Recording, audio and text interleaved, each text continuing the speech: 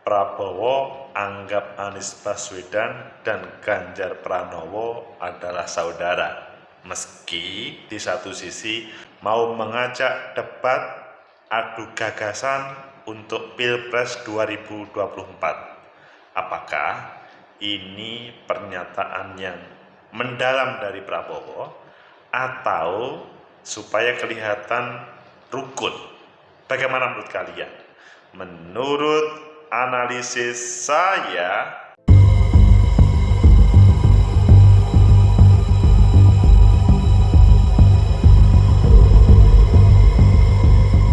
Assalamualaikum warahmatullahi wabarakatuh. Salam sejahtera untuk kita semua. Pecinta masa depan negeri, tegakkan demokrasi, lawan ketidakberesan. Asik mendengar kalimat dari Pak Prabowo Subianto ketika menyebut Anies Ganjar bukan musuh, saudara, tetapi akan mengajak debat adu gagasan. Seperti apa debatnya? Dan seperti apa sebenarnya yang dikatakan sebagai saudara tersebut? Ayo kita baca di beberapa media, selanjutnya nanti kita kupas mengapa Pak Prabowo sampai mengatakan seperti itu. Apa dibalik itu semuanya? Pertama kita baca di CNN Indonesia, Prabowo ajak Anies Ganjar adu gagasan di Pilpres. Jangan caci maki. Emangnya Mas Ganjar atau Mas Anies mencaci maki? Ya tentunya tidak. Tapi kan di luar itu kan kelihatannya kalau kita mengambil referensi 2019, Cipong dan Kampret selalu mencaci maki. Tapi bagaimana tentang Pak Prabowo sama Pak Jokowi waktu itu? Ayo kita baca dulu, kita bahas nanti. Kita baca dulu di selanjutnya di yang kedua di Ogezone. Prabowo Subianto, Ganjar dan Anies saudara saya dengan tanda seru. Itu menunjukkan bahwa ya sama semuanya saudara. Dan yang terakhir kita baca di Detik, Prabowo, saya tak anggap Ganjar dan Anies lawan. Mereka saudara saya. Kalian memilih yang mana? Kita pilih yang pertama saja di CNN Indonesia, lainnya nanti kita tambahkan. Prabowo ajak Anies Ganjar adu gagasan di Pilpres, jangan caci maki. Jakarta, CNN Indonesia, Ketua Umum Partai Gerindra Prabowo Subianto mengajak lawan politiknya untuk bersaing sehat dengan cara adu gagasan dan program di Pilpres 2024. Wow, apresiatif. Ini adalah sebuah tawaran yang menarik. Hal itu disampaikan Prabowo saat bertemu Ketua Umum Partai Perindo, Haritanu Sudibyo. Prabowo mengingatkan semua pihak agar tak sungkan untuk saling merangkul dan bersahabat.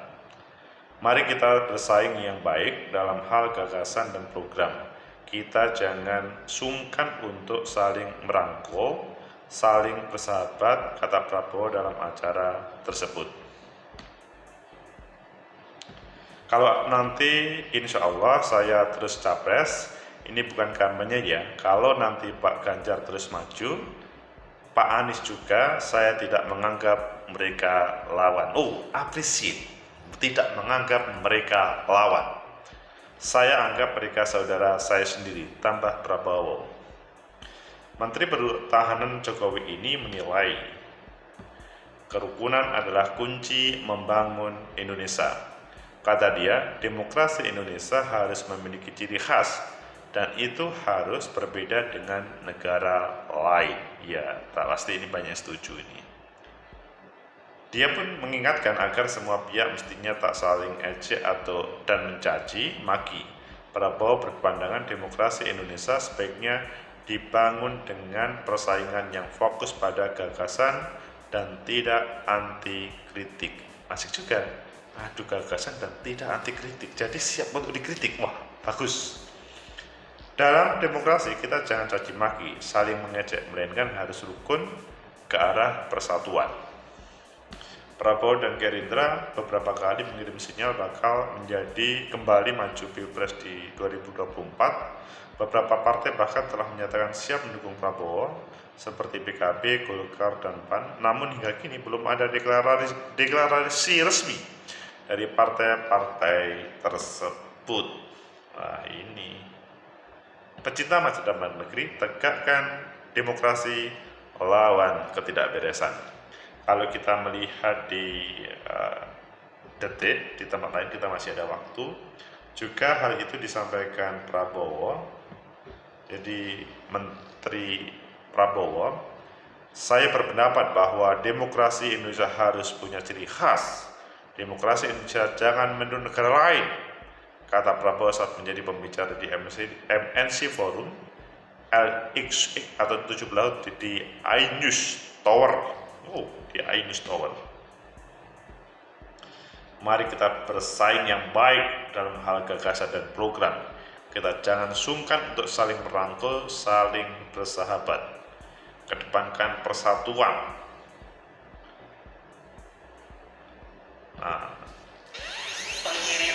Pecinta masa depan negeri, tegakkan kebenaran, lawan ketidakadilan. Itulah yang terjadi ketika Pak Prabowo di hadapan publik.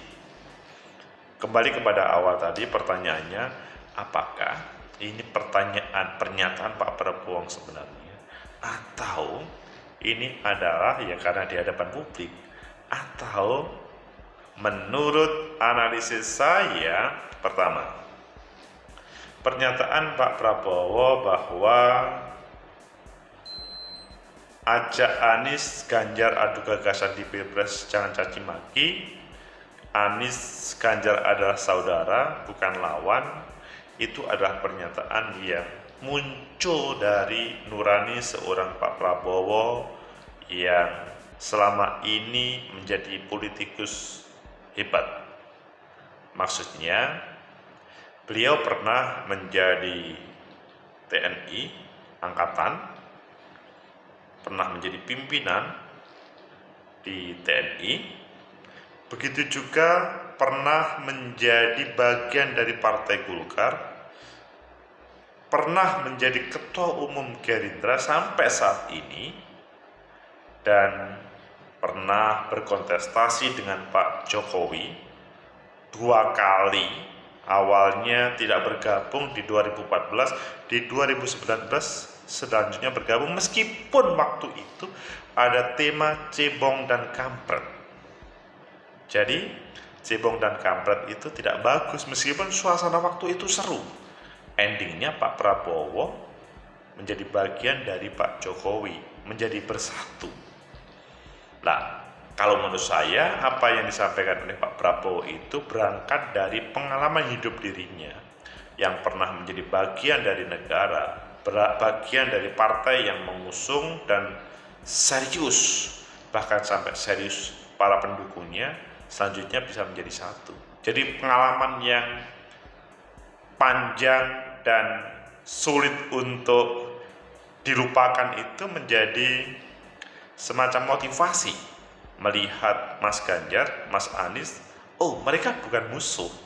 Toh 2019 sesudah berkontestasi serius, bersatu, kemudian bisa, maksudnya kontestasi serius, bahkan cebong kampret seperti musuh, tapi kemudian bisa bersatu dan bisa menjadi bagian dari pemerintah selama 1 periode.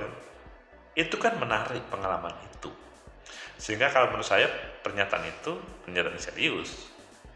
Tetapi apakah hal itu akan atau bisa terjadi pada proses menuju 2024? Yang kedua, bahwa pernyataan itu bisa saja terjadi ketika berbagai partai-partai politik yang ada itu, atau begitu juga para capres yang ada, itu tidak saling menjatuhkan, tidak saling menafikan yang lainnya.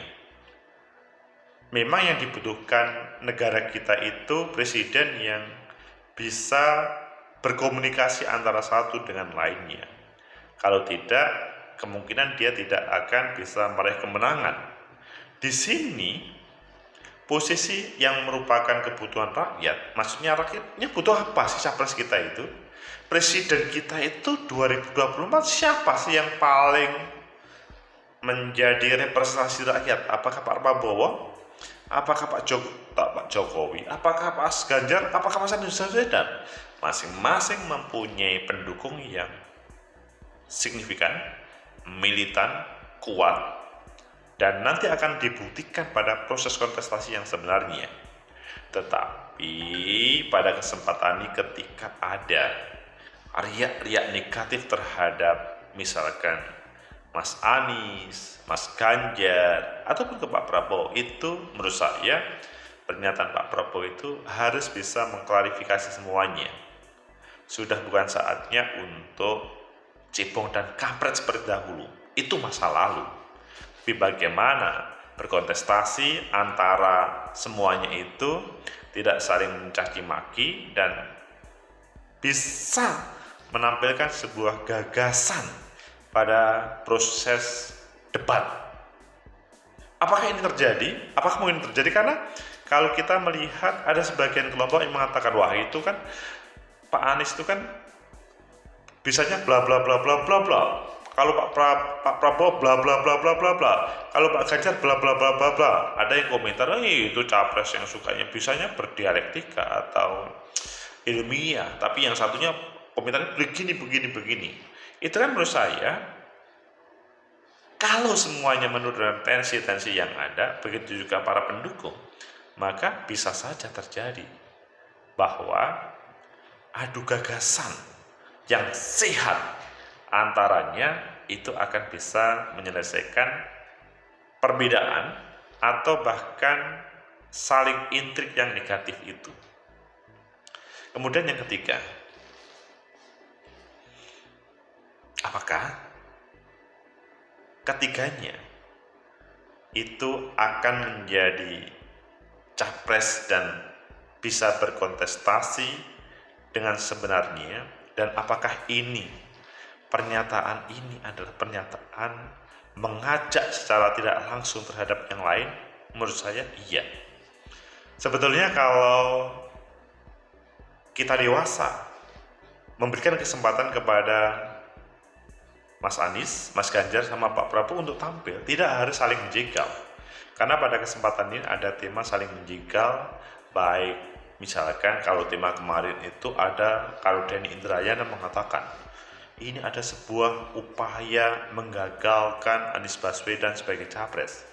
Mencatat Pak Denny Indrayana ini kan ya mungkin benar, mungkin salah, tetapi kalau melihat dari jika MA memenangkan, maka ini adalah sebuah usaha untuk menjegal. Ya, secara rasional memang betul, tetapi apakah itu proses yang tidak benar? Lah, disitulah selanjutnya perlu diklarifikasi. Tapi bahwa pernyataan Pak Prabowo, tampilnya Anies, Ganjar adalah teman, bukan lawan, itu yang perlu ditampilkan, sehingga semangat untuk menjegal itu harusnya sudah tidak ada. Kalau Pak Prabowo, ayo adu gagasan para capres atau persiapan 2024, lebih baik tidak dibuat pada misalkan hari-hari kampanye nanti, tetapi mulai saat ini adalah adu gagasan, sehingga tidak ada yang berkomentar, oh ini kan memang orang kampus sehingga cerdas, oh ini kan orang yang pernah berpengalaman, oh ini kan orang mantan menteri. Bukan, tapi bagaimana adu gagasan itu sehingga tidak mencari negatifnya, tetapi mencari sebetulnya negeri ini mau dibawa kemana, kebutuhannya seperti apa, sehingga nanti tidak mencari titik oh ini lemahnya, tapi mencari oh inilah kelebihan-kelebihannya. Tapi mungkin akan itu terjadi? Menurut saya sangat mungkin terjadi ketika mencari titik temu di antara mereka semuanya.